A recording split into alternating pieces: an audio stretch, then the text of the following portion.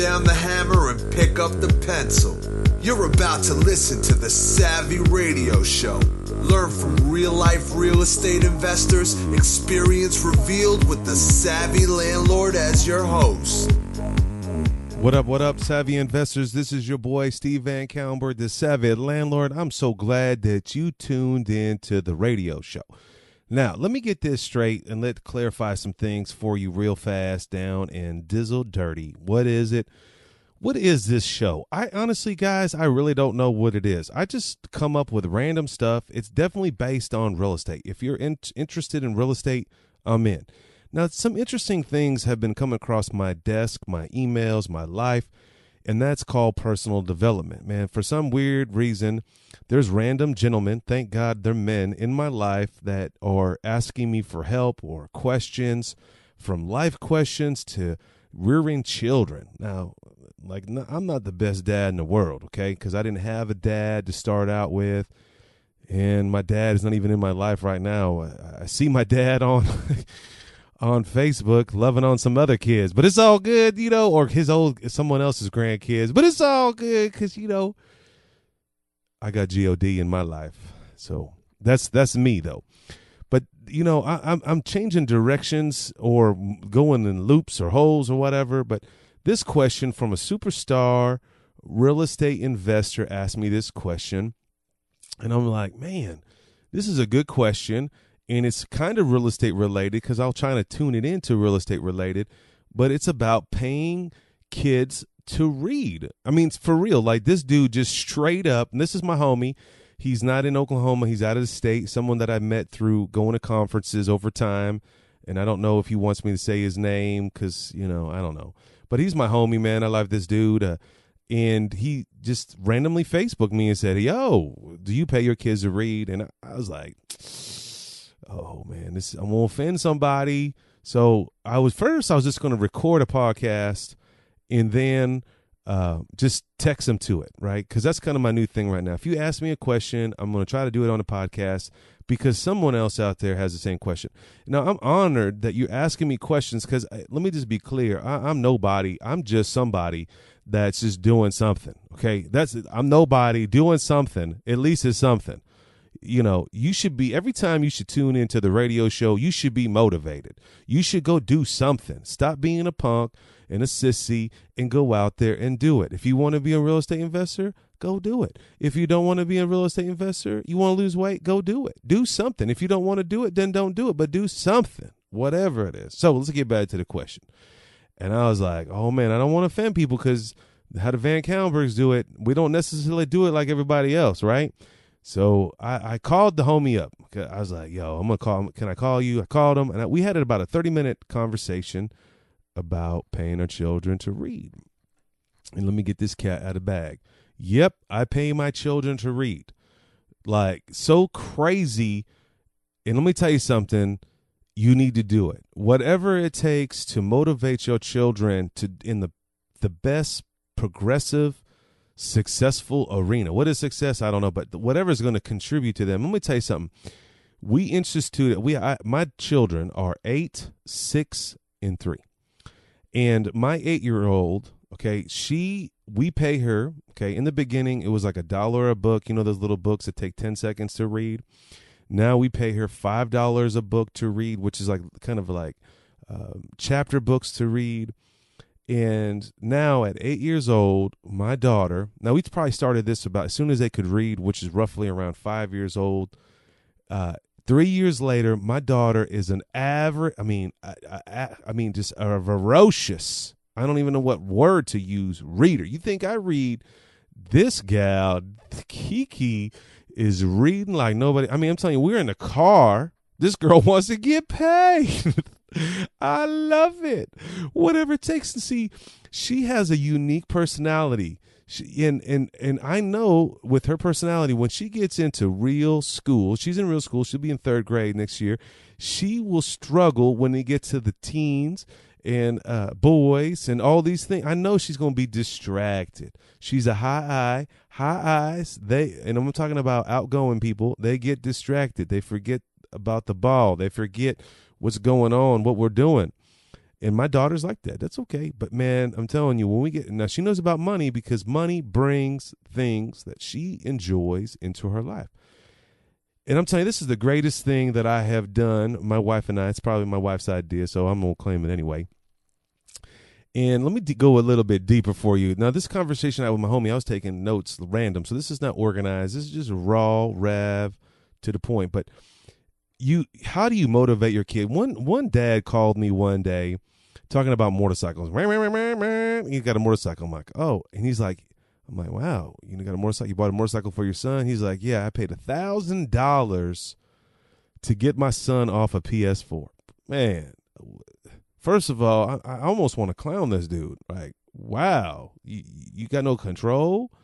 But then, my heart is softened. I got kind of puss around here. And I was like, man, that could be me. That poor dad is willing to do anything he can to get his son outside, even willing to spend $1,000. So how do you motivate your kid? And I was like, man, so this is how we do it at the VCs. We got no chores. You for sure got no allowance in the VanCauwenberghs.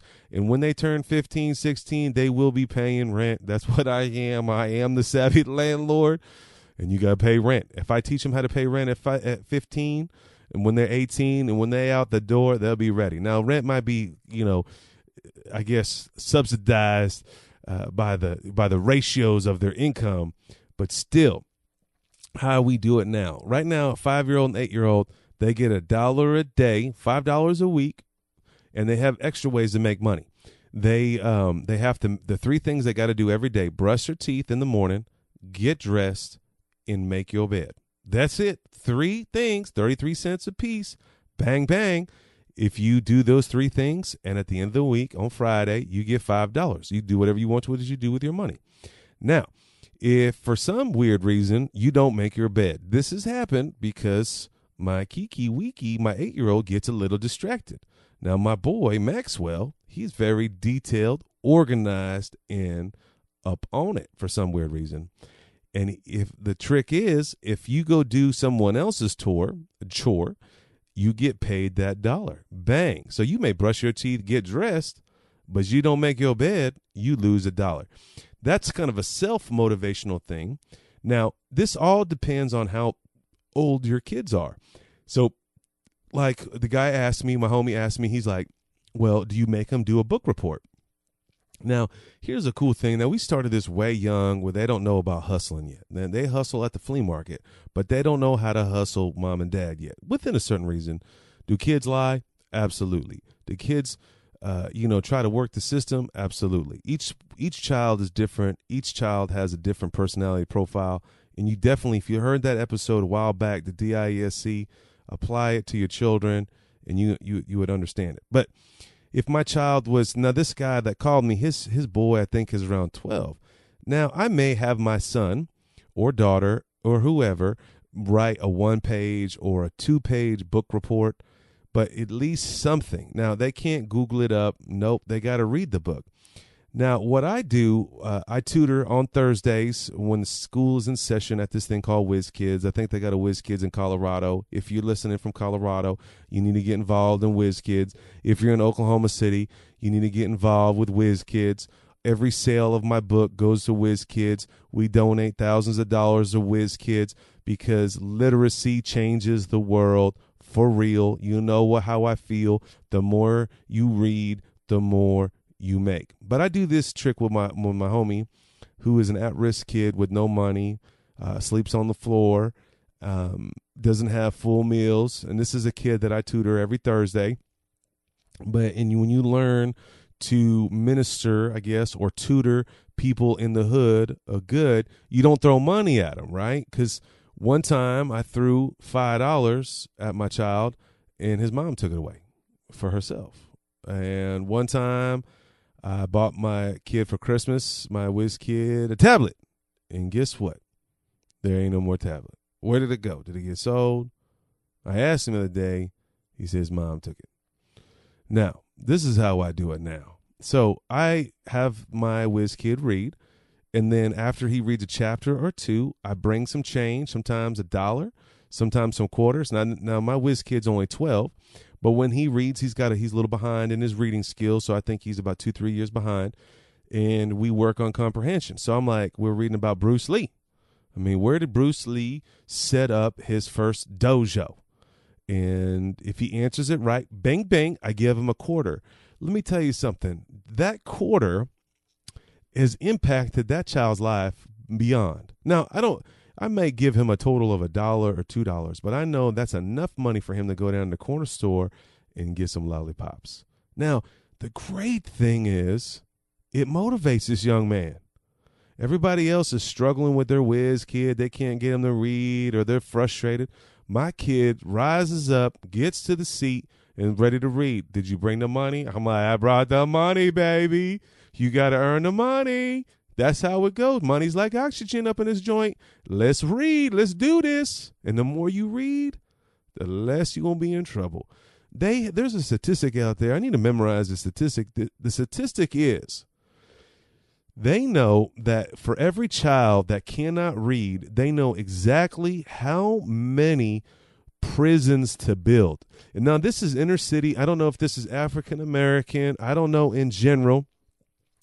But the point is, they know that literacy reflects prisons. I'm like, man.